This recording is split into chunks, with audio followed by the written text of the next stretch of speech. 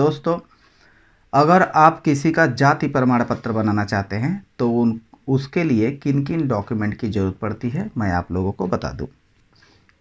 तो दोस्तों, डॉक्यूमेंट में सबसे पहला डॉक्यूमेंट होता है 100 प्रमाणित घोषणा पत्र। क्योंकि अगर आपके पास सारा डॉक्यूमेंट है और आपके पास 100 प्रमाणित घोषणा पत्र का फॉर्म नहीं है और आपने उसे फिलिप नहीं किया है तो भरेंगे कैसे। तो सबसे पहले मैं ये बता दूं, जब भी आप इस जाति प्रमाण पत्र को भरने जाएंगे तो उसके बगल में ही एक पीडीएफ फाइल में 100 प्रमाणित घोषणा पत्र की फाइल होती है। उसे आपको डाउनलोड करना होता है। डाउनलोड करने के बाद उसका एक प्रिंट आउट निकाल लीजिए। अगर आप वन टाइम के लिए यूज करना चाहते हैं तो सिर्फ एक ही प्रिंट आउट काफ़ी है। और अगर आप निरंतर इस पर काम करना चाहते हैं, आपके पास जन सेवा केंद्र है या फिर जो भी है, तो आप इसके 10, 12, 20, 25 या फिर जैसा आपको लगे उस प्रकार से आप इसका प्रिंट आउट या फिर फोटोकॉपी कर सकते हैं। तो सबसे पहले 100 प्रमाणित घोषणा पत्र को किस प्रकार से भरा जाता है, हम इस विषय पे बात करेंगे। इस विषय को ध्यान में रखेंगे, ठीक है। तो सबसे पहले दोस्तों, जिसका जाति प्रमाण पत्र आप बनाने जा रहे हैं उनका सबसे पहले एक फ़ोटो लगेगा। वो फ़ोटो को आप यहाँ पे रख देंगे। पहचान छुपाने के लिए मैंने इस प्रकार की एक फ़ोटो बनाई है ताकि आप लोगों को या मुझे कोई आगे जाके दिक्कत ना हो। तो दोस्तों, सबसे पहले 100 प्रमाणित घोषणा पत्र जब आप भरने जाएंगे तो उसके लिए जाति प्रमाण पत्र के लिए सबसे पहले लगेगा आधार कार्ड। अगर आधार कार्ड नहीं है तो उसके लिए लगेगा वोटर आईडी कार्ड, ठीक है। अगर ये भी नहीं है तो उनका लगेगा निवास प्रमाण पत्र, निवास पत्र, ठीक है। तो दोस्तों, इतना सब कुछ लगेगा उनका जाति प्रमाण पत्र बनाने के लिए। इसमें से कोई भी एक होगा तो उनका जाति प्रमाण पत्र बन जाएगा। तो अब हम चलते हैं 100 प्रमाणित घोषणा पत्र को भरने की तरफ। तो सबसे पहले उनका यहाँ नाम आएगा। जैसे उनका नाम है जितेश,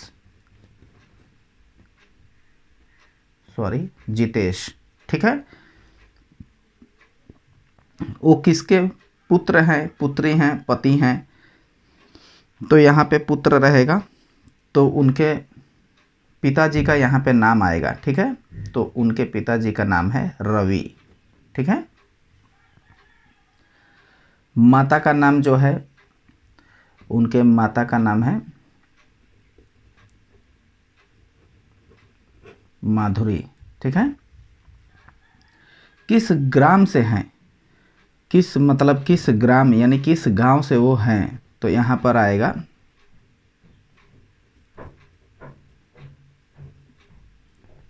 आजाद नगर, ठीक है। अब यहाँ पर आएगा पोस्ट, उनका पोस्ट कौन सा है, ठीक है। तो यहाँ पर उनका पोस्ट आएगा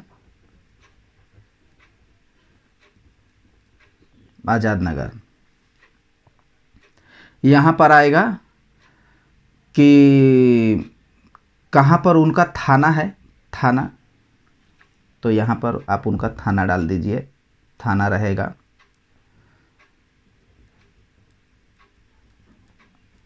चंदनपुर, ठीक है। ये उनका थाना है।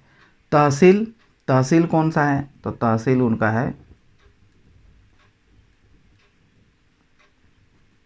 चंदनपुर। किस जिले में रहते हैं, तो यहाँ पे उनका जिला आपको लिखना पड़ेगा मैनपुरी, ठीक है।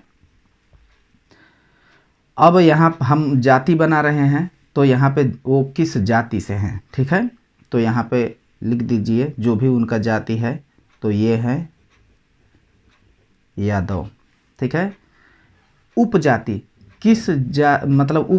जाति तो एक होती है, एक उपजाति, तो यहाँ पर आएगा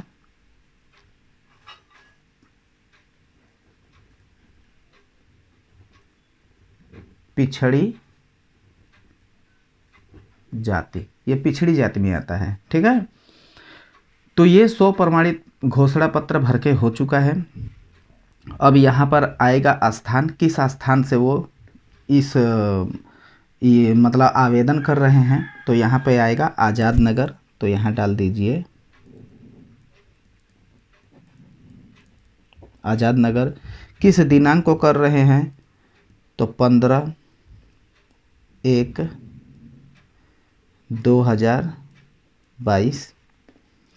अब यहाँ पर उनका हस्ताक्षर यानी सिग्नेचर लगेगा, तो सिग्नेचर के नाम पे उनका जो भी है सिग्नेचर हो गया। अब आवेदक है, आवेदिका तो है नहीं, आवेदक हैं, पुरुष हैं, तो यहाँ पर उनका नाम रहेगा, सॉरी, यहाँ पर उनका नाम रहेगा, नाम है जितेश। और यहाँ पर भी सिग्नेचर जो है जितेश का ही सिग्नेचर रहेगा, जो भी है जितेश, ठीक है। तो अब ये फॉर्म पूरी तरह से भर के हो गया है, लेकिन सबसे खास बात ये होता है कि जब भी आप ये फॉर्म भरवाएं, और हाँ सॉरी, आप जाति बना रहे हैं तो जाति पे ऐसे टिक लगा दें।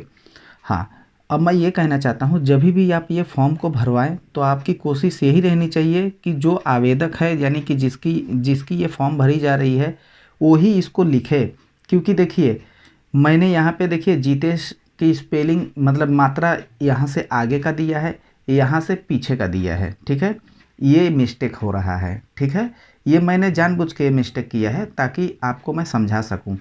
तो देखिए अगर हम इसे इंग्लिश में लिखेंगे तो यहाँ पे आई होगा, तो यहाँ पे ई हो जाएगा, ठीक है। तो क्या होता है कि जब आप इसे बनाते हैं तो बाद में कस्टमर यही कहता है कि ये मेरा नाम गलत है, मैं इस प्रकार से नाम नहीं लिखता हूँ, मैं तो इस प्रकार से नाम लिखता हूँ। तो उससे क्या होगा, आपका एक कस्टमर टूट जाएगा, आपका मतलब आपके दुकान का आपका रेपुटेशन ख़राब होगा। और हो सकता है कि कस्टमर ये कहे कि मैं ये पैसा आपको नहीं दूंगा क्योंकि आपने मेरा फॉर्म गलत भरा है, आप मुझे सही फॉर्म भर के दीजिए तो मैं पैसा दूंगा। तो आप क्या करेंगे, आप दोबारा फॉर्म भरेंगे, दोबारा आपके पैसे जाएंगे और आपका टाइम जाएगा। हो सकता है कि आप ये सब करके दे दें, फिर भी कस्टमर के दिल में ये हो कि नहीं वो काम सही नहीं करता है और दोबारा आपके पास ना आए।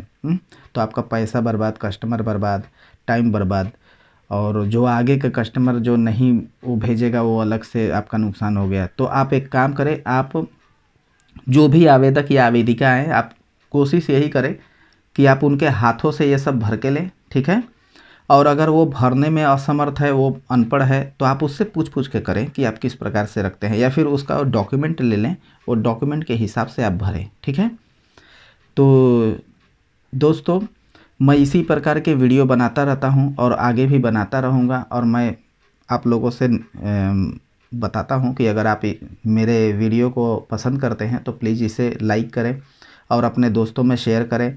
और आप ऐसे ही वीडियो आप आसानी से पाना चाहते हैं तो आप मेरे चैनल को सब्सक्राइब करके बेल आइकन को दबा दें ताकि मेरे हर वीडियो को नोटिफिकेशन आपको मिल जाए और आप बहुत आसानी से इस प्रकार के वीडियो को आप देखते जाएं। ठीक है दोस्तों, तो जाते जाते टाटा बाय बाय।